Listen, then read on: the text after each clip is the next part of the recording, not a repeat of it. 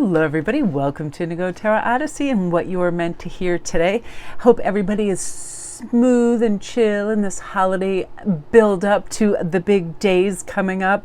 I tell you, I have so much fun making lists and cards. I just been making lists all day in between my tapings and stuff of ooh, I'm going to send this person that, I'm going to put this gift card and that. It's like a puzzle, Sometimes I will literally just go out and buy a bunch of stuff that I just think is beautiful and cool, and then I'll later allocate it to the list, to somebody who's on the list, and that's fun as well. But I love this because this is very, very important this time of year and at any time in our life, breaking the chain of repeating cycles. I, for one, cannot get caught up in that mess of monotony and doing the same thing, especially if it doesn't help my growth and help my health and help my spirituality. If it just, whatever it is, it could be the thing the wrong sort of reward system, imbibing in junk food or rewarding myself stuff or overspending, whatever it is, recognizing what these patterns are. I love this because some of the essential themes with this is meditating on life experiences that seem to repeat in different forms. That could be the wrong type of relationships or what have you. Creating change with a humble approach, starting with ourselves, knowing what might trigger us or where we might be reactive or we can't let things go, or let forgiveness surface for others or ourselves. That's a big pattern as well. Coming to terms with karma as an evolutionary spiritual force. Listen, if we did something, we took some shortcut or some corner and later came back to bite us in the butt, that we accept that.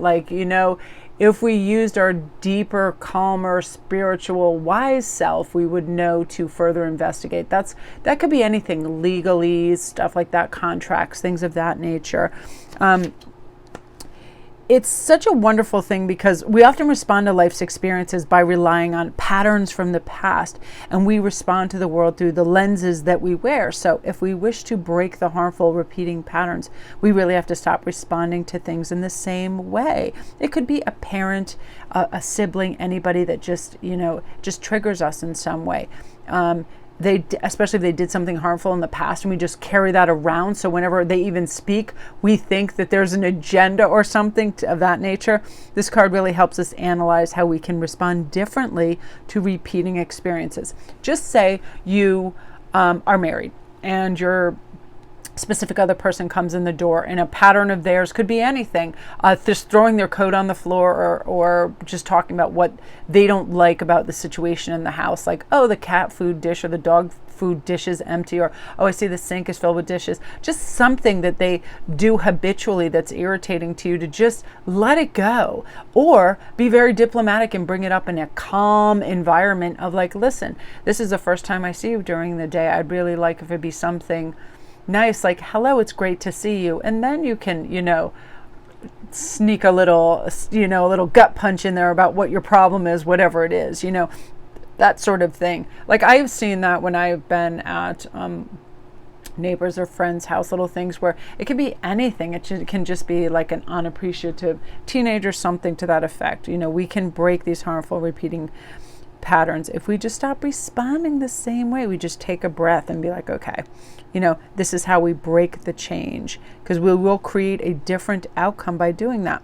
And also, when we're looking at repetitive cycles, we're not doing this to beat ourselves up for having responded to life in similar ways throughout the past. Oftentimes it's just an awareness of it. That's really all it is. I noticed something. I said, I'm going to notice how I go in the mall and what I do, because when I'll go in there and go for a walk when I drop Hagen off at certain days at the university across the street. So while I'm waiting for him, and then I realized I tended to go in the same stores and be attracted to the same things and kind of make all these impulse buys. So I was now I'm going to turn left and go down this way and head towards the bookstore and places where I wouldn't spend money, go on a different level, all that. Immediately, it was it broke that chain and that cycle of that. And we have to work with what we've got. And, it's the light of awareness that helps us resolve these challenging experiences that replay themselves. And when they do, sometimes it can be confusing. It can bring in other negative states.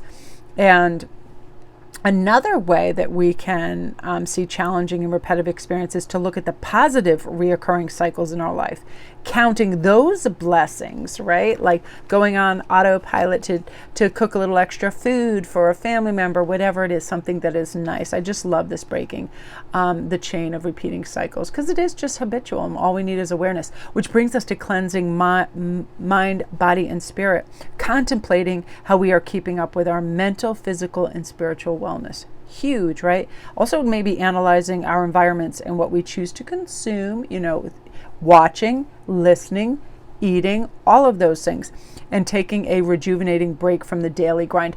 I am such like a super weirdo when it comes to, I will change and work in different rooms of the house all the time, whether I'm beading, doing videos, watching things. I switch my environment up, and I'll go in my office, open the window, have it be really cool, spray sage. It's like I'm starting a new day. I move a muscle and change a thought, because if I'm in one place for too long, all of a sudden you just kind of get like drifty and sleepy. And also, being in one place gets very stale to me very quickly. And in order to like kind of just snap out of my revelry and get those creative juices flowing, I just move. I go to another area and I set it up. And I also like to clean my spaces, my altars, my tables, all the things that I'm using. I feel like just like we put oil in our car and give it a wash when dirty, our own personal upkeep really allows us to continue functioning in a healthy way. Multi-level upkeep. It really is a process of self-purification. When we learn to develop stronger love and value our empathic gifts, we become naturally inclined towards our own holistic maintenance. I will ask myself, if I ingest this, how will I feel? And I'm naturally led to things that are healthy for me to ingest, and I feel better, especially in terms of like hydration and things of that nature. And physical health is incredibly important. The food we put in our bodies gets transformed into physical energy and astral energy. And I feel like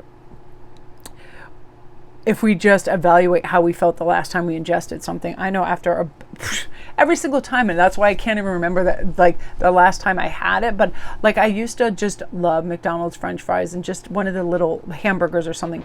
I never felt particularly like bad because I don't get like a giant meal of it, but I never felt like, wow, man, I'm ready to be in a marathon, you know what I mean? Where if I'm eating vegetables or fruit outside, I literally feel like a guy came down and just gave me the biggest hug and kiss. I feel good about myself when I do that, and it's taking those, keep a close watch on what we consume. Other people can easily persuade empaths, especially if the other person feels impassioned about their opinion or cause too.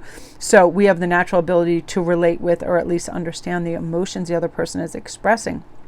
So we can empathize, but we can also disagree simultaneously. If somebody is like a bad persuasion, like, hey, let's go party at this place and do this and consume bad things, whether, it's like liquor, junk food, and it continue. I am not kidding you. When I started watching just Southern Charm, no, is it Southern Charm, Southern something, these people from the South, and they fight and bicker a lot, but man, I don't know if it was post-COVID or what happened, but the men in the show just consume copious amounts of liquor, and they just start drinking in the morning 2 beers. They always look hungover. Watching that was making me feel tired and not super well, because I was feeling like what it would feel like to literally just eat all this fried food and be drinking all the time and be fighting all the time. It literally was making me not feel well, so I had to have a conscious decision like not to watch it. Just out of curiosity, I started watching. I was like, whoa, it's just such a crazy existence, which brings us to loving the self on all levels, releasing the need to be perfect and solve everything, especially this time of year,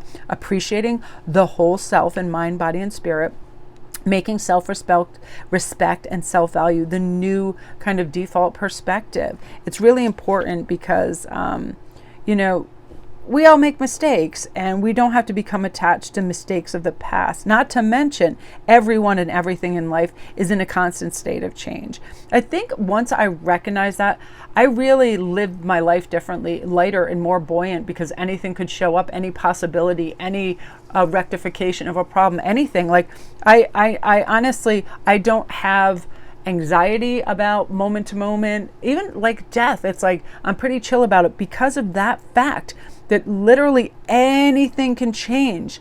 Everything is in a constant state of change. It's possible to feel compassion and empathy towards our past selves because it's not who we are now. So when the future rolls around, our present selves, who we now are, deserve the same amount of empathy. We don't need to wait for the future to feel genuine and gentle compassion for ourselves right now. And self-love is really a far cry from arrogance or like self-righteousness. It's just a gentle, forgiving force. It's not something attached to the ego. And we can be confident without being prideful. And loving ourselves is not something that happens overnight. It's not something that will necessarily be felt all the time. We have a right to forgive ourselves. We have to be our own advocates in life. And it also leads us, it gives us that proof loop of, listen, if I do this, this will happen. Good things will happen. I'll feel good. If I move my body, if I do this, if I consume this, if I say this, if I stop and I reflect on my actions so I can improve next time, right? Then we feel good about ourselves. But I just love these cards. I love all the messages. I think they're absolutely magic. And remember this, if you are having days where you just need to check out and just Netflix and just be under some covers, just love yourself, realize you're human. And people really do this time, they run themselves ragged, and it's my greatest hope that you just give yourself a lot of slack and be like, dude, I got Amazon for a reason. Dude, I got Instacart and Postmates and all this for a reason. This stuff exists.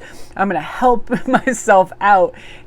Do that for yourself. Order some nice pizza one night so you don't have to cook. Things like that. It's like, be nice to yourself and relax and let yourself, be soothed and restful and happy and cheerful. That is what you were meant to hear today. I'll end on that 11:11 note for y'all. Love and light.